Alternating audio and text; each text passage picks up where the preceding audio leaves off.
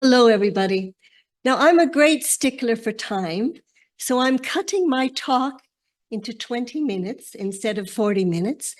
And I would like the conference organizer to send you the other 20 minutes of my talk, and I hope you read it. What's most interesting is probably all the references in my talk, so please can you send it to them?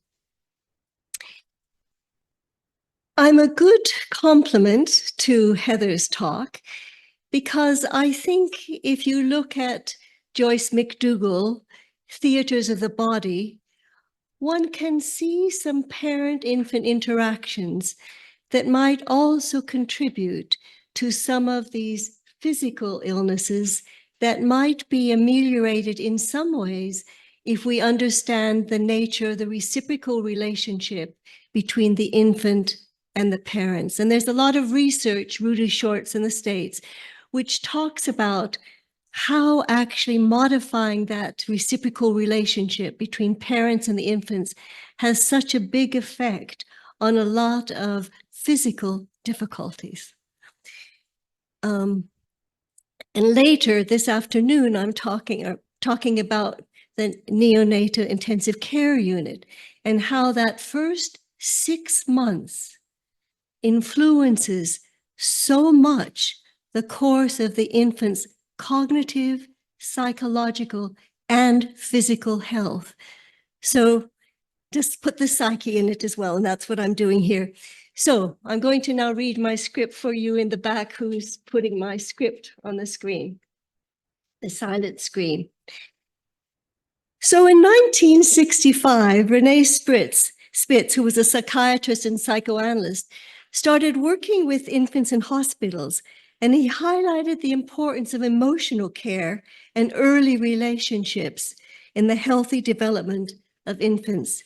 He wrote this book, The First Year of Life, and it indicated how being deprived of responsive maternal care might create anaclitic depression in hospitalized infants.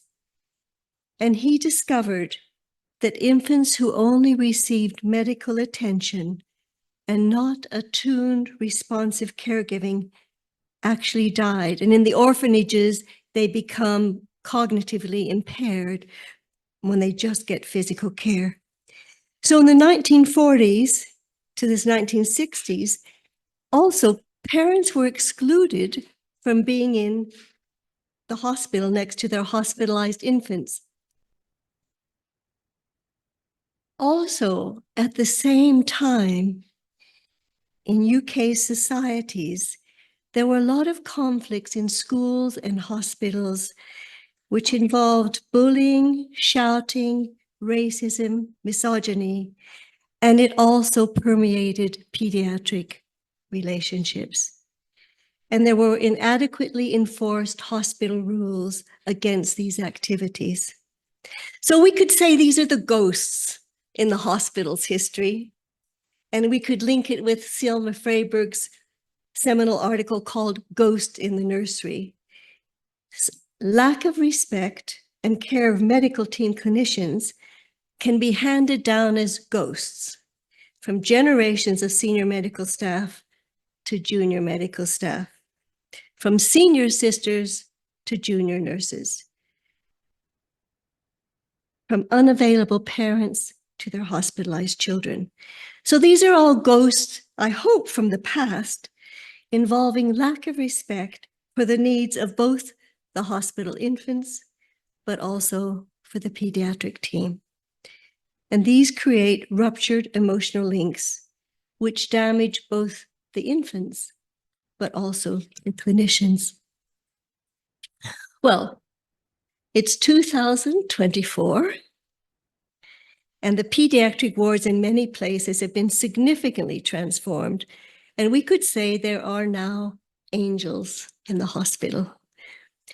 The pediatric wards have been transformed to such an extent that I have met quite a few young doctors, because I'm quite old, and nurses who describe their choice of career, as does Veronica Bonales. And she said, "My childhood pediatrician's compassion and dedication to his patients inspired me to pursue a career in medicine. I wanted to provide the same level of care and comfort to my patients that he provided to me. And in fact, 81% of young doctors attribute their choice of medical career to a compassionate doctor. That's incredible. And the doctor became their role model with whom they wanted to identify. So we have to think, what has enabled change to make the experience of a child in hospital from being anecdotically depressed to a child who wants to be a doctor? Well, I think we can utilize the concept of Lieberman, who wrote this paper, Angels in the Nursery, to apply to today's ideal pediatric ward practice, described by Sebastian Kramer. Angels in the hospital is a term symbolizing benevolent influences, including warmth, psychological protection, applying Bowlby's idea of secure attachments, separation, and loss, and compassionate understanding of the self and the families and the team dynamics. So one of the things that's happened to provide good care is the multidisciplinary reflective groups, and they've been incorporated weekly into many pediatric liaison work to provide more care of the clinicians and their children and the parents. But this is the thing that I wanted to add to Heather's presentation, which I thought was, I learned so much from Heather, thank you, which is, I think psychologically based medical care involves assessment of the reciprocal relationship between the parent and the infant or child. And the other task is to foster loving and secure relationships, which means finding every way possible to have the presence of the parents or a relative present with the child, or a trained volunteer, but not to leave a child who's going to suffer alone. And there are also some therapeutic interventions to advise on preventative measures to help children who might be traumatized by the experience in hospital. You know, in the 1980s, when I went to Washington, I had to argue with the doctors that the babies had a mind like adults, that they can understand if you love them or if you hurt them, just like we do. And now we all agree with this, that the adult's consciousness is like a baby's, and a baby has a mind and knows, even though they don't know words, if the caregiver is responding in a caring way to their cries and their feelings. And if this doesn't happen, it's now been researched that there's long-term, through adult life, cognitive, social, and physical impairment. So an infant feels physical pain, and it's very important for a parent or familiar caregiver to be holding or talking or breastfeeding the baby when these medical interventions are being performed. But then for the staff, because I worked in the hospital for 36 years, and I've had the crying physicians at my door, shouting at a person deeply disturbs a person's amygdala and their prefrontal cortex and their cognitive function. And therefore, this behavior is not acceptable in the workplace. Being shouted at is researched as increasing clinicians' leave, their sick leave, and increasing their psychosomatic illness. Also, from my experience, we need much more observation, not just talking to parents, but observation of the reciprocal interaction between the parent, mother and father, not just mother, and the child, particularly when there are frequent hospital admissions. And this other point, which is it's important to give increased emphasis to giving sorrow words, to addressing and supporting parents, but also staff with the dying child, and subsequently after a child has died, and also the other children on the pediatric ward when a child has died. We're all affected by the trauma of death. So, effective leadership in a reflective practice group. So, I'm going to give 4 pages of my 30-page talk, so I hope you read it. Tim Darlington, who's a social science researcher, suggests that it would be very useful, instead of the pediatricians coming in and out, to have a leader on the team, could be the sister, who provides a space for containment of the staff's activities. In other words, saying this is the time we meet for a reflective group practice. Containment of the pediatric staff is really important because they experience dependent, vulnerable, suffering children, particularly the junior doctors, and they really need help to bear all the projections. When their child is ill, they often get angry with the hospital staff. So they need support, and it allows members to express and process the intense emotions that arise in their work with the critically ill.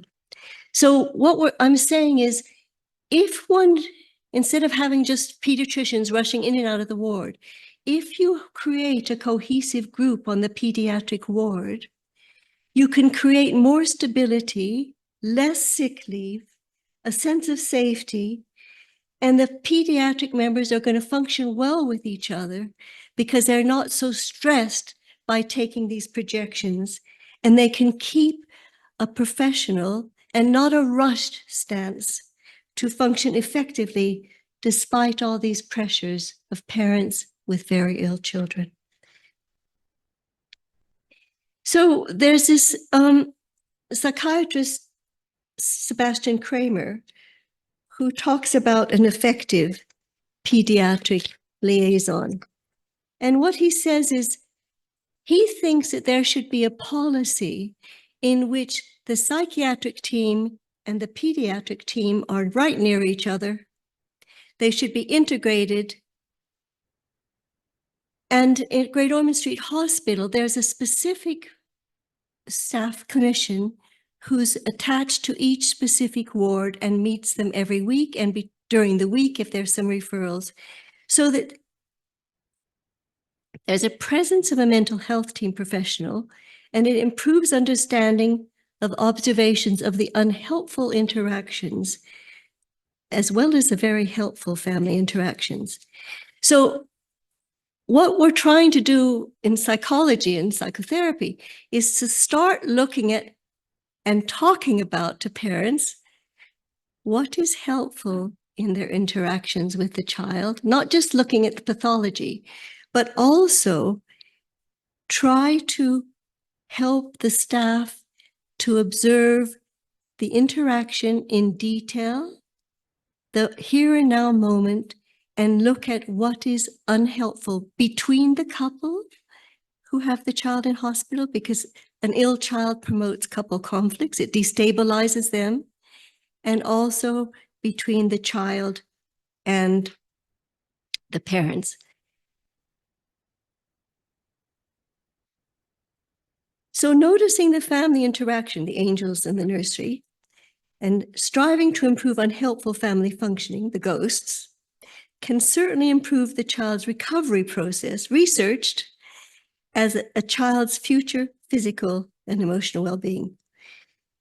So ameliorating early pathological interactions will also be cost-effective, because we now know that 20 to 30% of the children in intensive care, the infants in intensive care, develop long-term cognitive, psychological, and social difficulties. So we need to do a whole lot more in that first 6 months where the oxytocin in good parent interaction is going to be affecting the infant and the mother and the father. And if it's not, if the reciprocal interaction is not ameliorated and it's under stress in intensive care, there's going to be pathology long-term. Okay, well, I'm going to stop reading my talk, which obviously was a waste of time to write, but you can read it. But I want to just say what I've experienced working in South America, which is the pediatricians and the nurses and the psychologists are all trained to do infant observation. And they learn to understand, I call it the trialogue approach. They learn to observe the medical way that the parents are relating to the medical symptom. They learn the family story, but they learn to observe those nonverbal interactions and themselves when they're in the presence of the family for the first 15 minutes before any medical diagnosis is given. So then, with the psychotherapist or the psychologist working with the pediatrician, the parents are much more likely to think that they want to do some ongoing thinking about the reaction. If you just say, go to the psychotherapist, forget it. It feels like an insult to parents. But if you say to the parents as a pediatrician, together we would like you to help your child go through this experience, whether it's chronic or acute illness, your child will feel more stable in managing. Then you have a team working together with the parents, and they're much more engaged in providing the best care they can for their child's long life. And also, we do not want the clinicians to take the role of the father or the partner if it's a gay couple, because we are so ready to be the ones that are experts, and we want to look at the couple's cradle for each other's emotional life, which is under stress when their child's in hospital, and help the partners be able to be the firm cradle for their child's emotional life. And if we can do this, we're ensuring something different, both for the couple many divorces happen when children are in the pediatric ward. We're helping the family manage crisis, and we're helping the child long-term because we've understood the ruptured link between the child and the parents that comes when the child gets so upset about their physical illness, and the parents do too. So I hope you read the other 3/4 of my talk, and I'm going to stop.